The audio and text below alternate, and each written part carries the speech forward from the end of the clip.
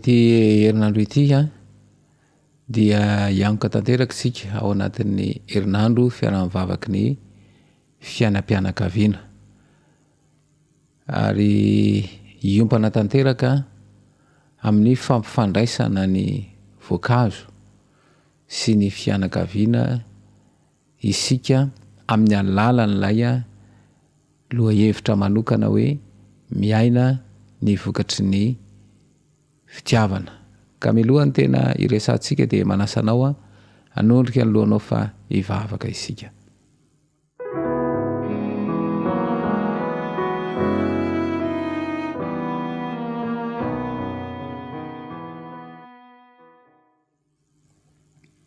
Ranay izay any an-danitro, ianao la iraina ny lanitra sy ny tany, tombotompa ny mpanjaka amin'ny fanjavatra rehetra, atolotray ho anao ihany ny dera sy ny laza ary voninahitra mandrakizay. Ny tsy fafezany ny fisainana ka mahatonga no teo anatrenao ka tanina fona aminao zany ankehitriny. Misaotranao fa afaka anatanteraka izao herinandro fiaraha-mivavaka ho an'ny fianakaviana izao izay sarotra ny mitondra ny ankonana amin'izao vanim-potoana misy izao. Kaokany izao fotoana izao mba hitondra famelombelona manao amin'ny fanahy tsirairay avy ary hitondra fanavaozana eo amin'ny fiainana izany. Tononona sy angatana amin'ny anareo Jesosy Kristy mivavaka. Amen.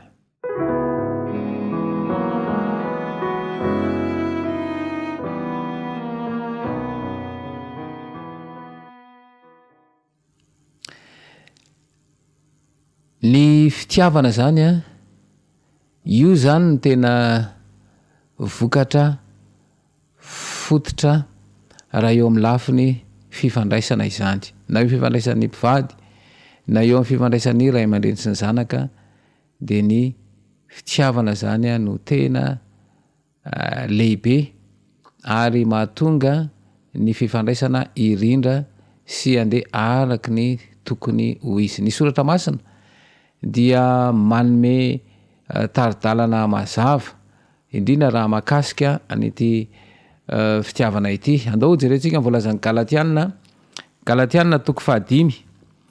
Galatiana toko 5 dia hovakitsika ny andininy 2:20 sy ny 3:20.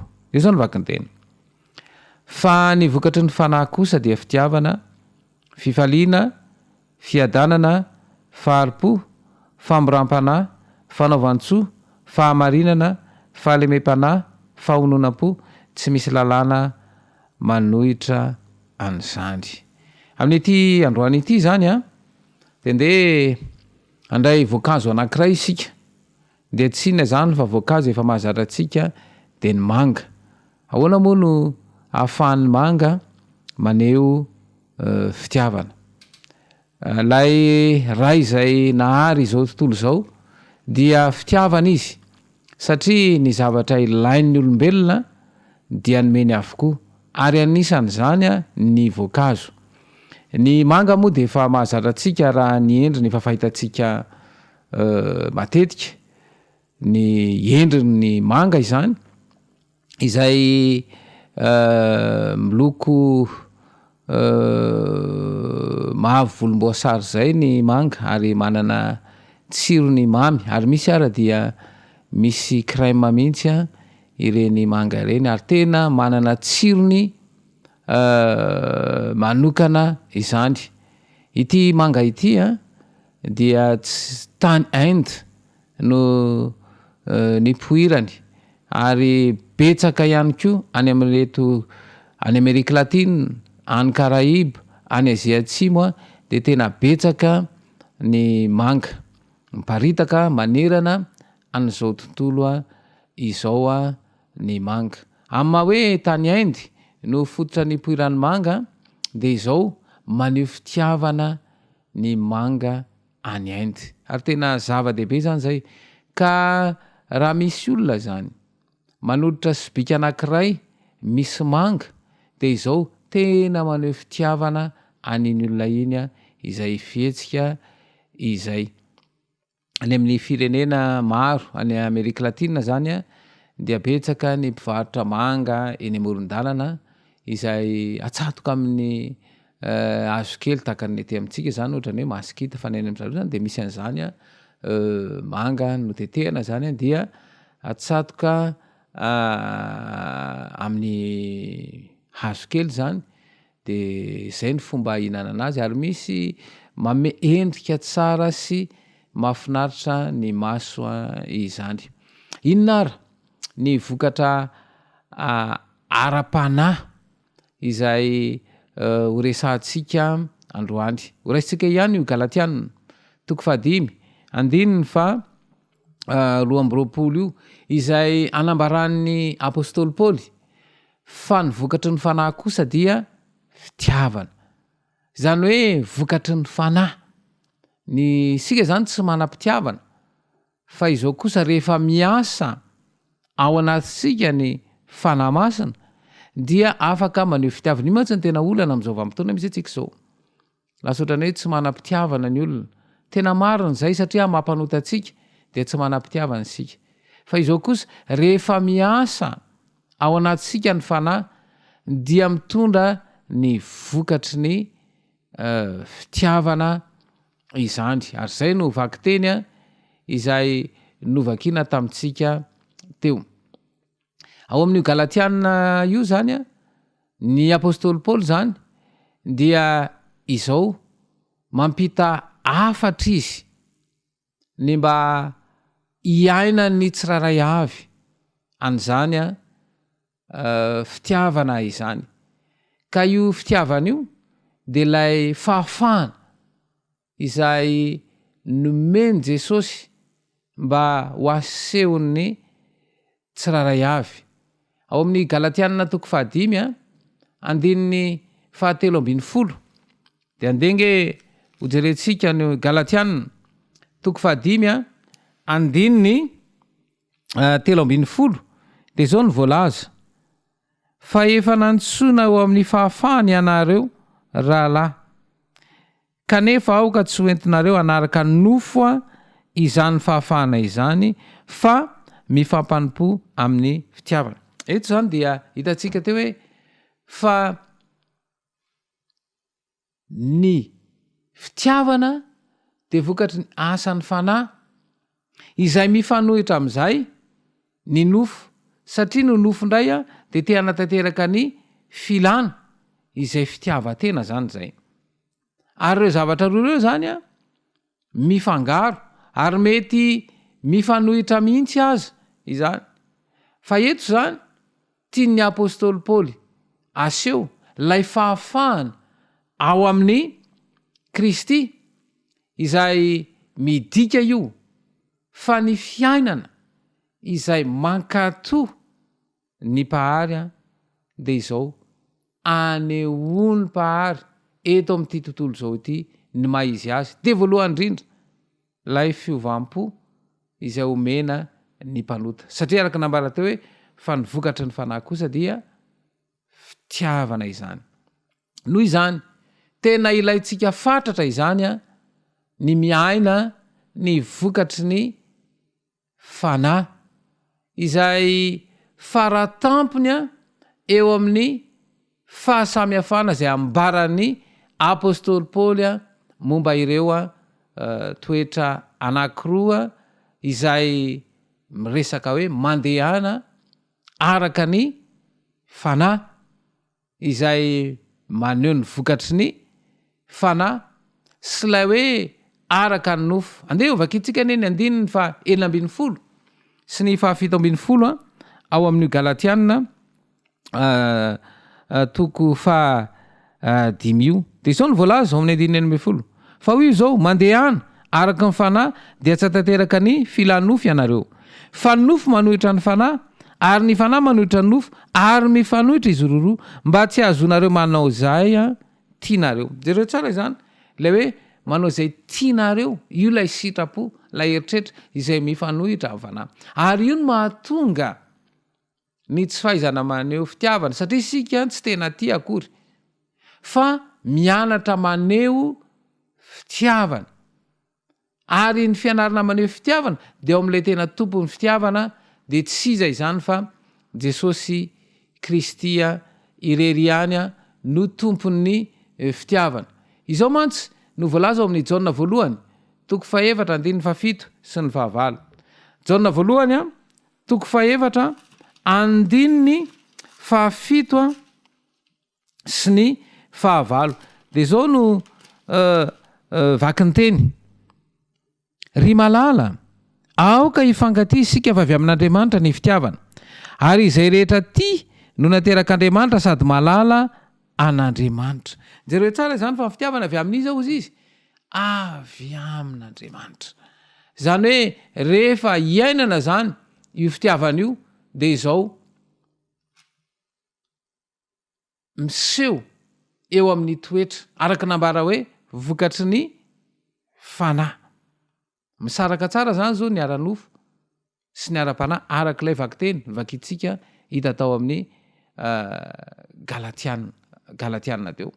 Noho izany ny olona anankiray zany tena ara-panahy de tena miaina ny vokatry ny fitiavana. Jesosy moa de niteny hoe ny vono amantarana azy. Ary zay zany lay toetra. Indrisa nefa fa izay ny olana am'izao ny olana ao fiainam-pianakaviana fa ny mpivady tsy mifankaty, ndray aman-dreny sy ny zanaka tsy mifanome voninahitra, ny mpiray-tam-po moa de tena tsy mifankahazo. Izany sary zany dia midika hoe tsy azo ilay fiainana ara-panahy fa mbola ny ara-nofo de ny filana. Satria mahatonga ny anankiray teziny tsy tanteraka ny sitrapony, tsy tanteraka ny heveriny fa mety, tsy tanteraka izay heveriny fa hoe tiany. Ary zay mampatonga an'ireny fihetsika mifanohitra ireny. Noho izany mampirisika anao zany androany am'izao zavatra am'izao fotoana izao ny mba hiainana an'izany vokatry ny fanahy izany de tsy inona fa ny fitiavana. Nanaiko faty Kristy, nanolotra ny tenany ary misy teny izay ainy rehetra tsy enjery io ny kristiana rehetra de mahay tsy enjery. Fa toy izao no nitiavan'Andriamanitra izao tontolo izao, nomeny ny zanany lahy tokana mba tsy ho ivery zay rehetra mino azy. Ao amin'ny Jaona 3:20 misy an'izay. Nanaiky nanao sorona ny tenany Kristy mba hanavitra ny mpanota. Noho izany omeny tsika zany rehefa mampanota atsika de tsy mahafantatra ny tena fitiavana marina intsony fa fitiavan-tena no anatisika. Fa Kristy kosa nanaiko sorona, nanaiko faty mba hitondra ny fahatsotsika sy ny hetsika ary hanavao ny fomba fiainatsika mba ahatonga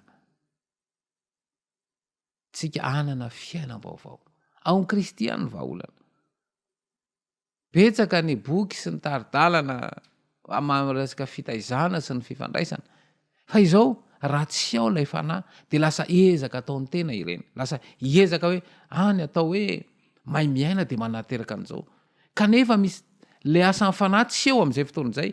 Izay asan'ny fanahy no mahatonga an'iny aharitra. Fa mety ezaka vetivety fotsiny eo atateraka le izy vetivety fa kelikely eo de miverina am'teo ihany satria asan'ny fanahy tanteraka io. Asan'ny fanahy tanteraka. Ary zay mila tonga ao amin'ilay ara-panahy isika de tsy inona fa firaisana amin'i Kristy izay izy nanaiko faty hosorona mba hamonjy atsika. Noho izany de mila mivavaka. Ny vavaka tena zava-dehibe. Ary io vavaka io de tena manampy anao. Andeha anasanao mba hiaino tonom-bavaka anankiray. Ary mila manao an'izany tonom-bavaka zany isika ao anatin'izao fandarana izao de mila mianatra manao an'izany tonom-bavaka izany. De tahaka an'izao akipimoramora ny masonao de enoy izao teny izao mba anaovanao fanandramana satria mila manao fanandramana matetika isika. Ray malala any an-danitro, misaotra anao noho ny fitiavanao sarobidy izahay izay mandrakotra anay mandrakariva. Ampio izay ankehitriny hifankaty araka izany fitiavana izany. Amin'ny anaran'i Jesosy, amen. Zany hoe ny vavaka izany dia tena zava-dehibe ny tonom-bavaka izay ataonao de mila mianatra zany ny mpianakavy. Asio fotoana mba hiarahan'ny mpianakavy mivavaka mba manao tonom-bavaka tsy manao tonom-bavaka lava be fa zay tonom-bavaka ilaina ilaina zay tony-bavaka izay. Ankehitriny ihany koa satria tonga de fampiarana no nataontsika de izao misy fanontaniana ireto. Ka ireto fanontaniana ireto a dia tonga de anjaranao ny mamaly azy. Misy karazana fanontaniana zany reto. Dia asehontsika eo amin'ny écran ireto fanontaniana ireto. De manjaranao zany a no mamaly zany hoe ireo teboka kely ireo zany de mba valian'ny mpianakavy. Ny mpianakavy mihitsy zany zao no miaraka. Dia mamaly an'ireo fanontaniana ireo. Voalohany, ny fifankatiavana de vokatry ny fanahy satria de mba ianareo zany mba miara mamaly an'io raisinoty zany a ireo fanontaniana ireo de raha mpianakavy mamaly hoe ahoana ny fifankatiavana de vokatry ny fanahy. Naneho fitiavana i Jesosy rehefa naninona resantsika teo zay. Ireo olona hafa ao amin'ny Baiboly izay maneho fitiavana dia de inona nataondreo de anjaranao zany a mandray ny Baiboly a de jereo hoe iza no tianao olona tianao tao amin'ny Baiboly a nanahoana ny faneho fitiavana. Tena sarotra amika manao zavatra amin'ny fomba feno fitiavana rehefa indray zany miankina aminao fa ahoana ny hoe misy zavatra tena sarotra aminao ny maneho fitiavana rehefa inona no mitranga. Ny zavatra manampy ho be fitiavana amin'ny hafa inona indray zany hoe inona ny zavatra miseho izay mahatonga anao ho be fitiavana. Ny fototra iray nanehoako fitiavana tamin'ity herinandro ity de mba resao zany zay. Ny fotoana iray nanehoan'ny olona fitiavana tamiko tamin'ity herinandro ity de mba afaka resahanao zay. Afaka mifanampy ho be fitiavana koa isika amin'ny alalan'ny tena zava-dehibe. Ary ity fotoana itsika ity zany dia fotoana ho an'ny tena ho an'ny mpianakavy mihitsy. Ko manasa anao mba hiaraka ianareo mianakavy amaly an'ireny fanontaniana reny de amin'izay fotoana izay satria tsy ampy mantsy amin'ny mpianakavy de ny fifampiresahana. Io ny tena tsy ampy. Lasa samy maka azy. Indrindra moa amin'izao fotoana izao de tratran'ity telefaonina ity. Jereo tsara nga tokatrano samy mandinike fa eo amin'ny telefaonina ao daholo ny rehetrarehetra. Fa mity rehefa misy an'io fotoana io kosa de zao esory ny telefaonina. Fa samia mifanantona dia maiza mamaly. Isaorana ianao ny amin'ny fahaliananao nanatrika ny fotoana androany izay mbola mitohy moa ity fotoana ity mandritry ny rano misy zavatra mitohy eto ary mbola saina mandrakariva ianao anaraka an'izao fotoana izao. Kanefa meloha isarantsika dia ivavaka isika.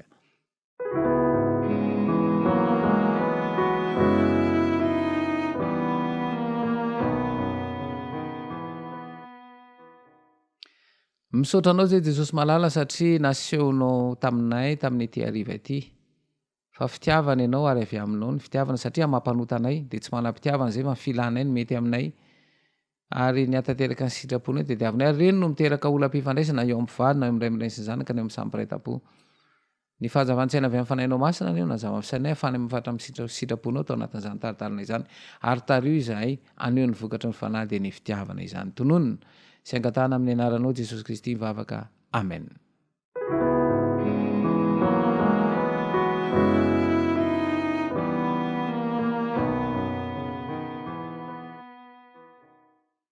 Dia mametraka ny mandram-piona aminao indray mbola manasa anao anaraka mandrakariva an'izao fandarana izao fiadanan'ny tompony ho amin'ny tokantrano tsirairay avy.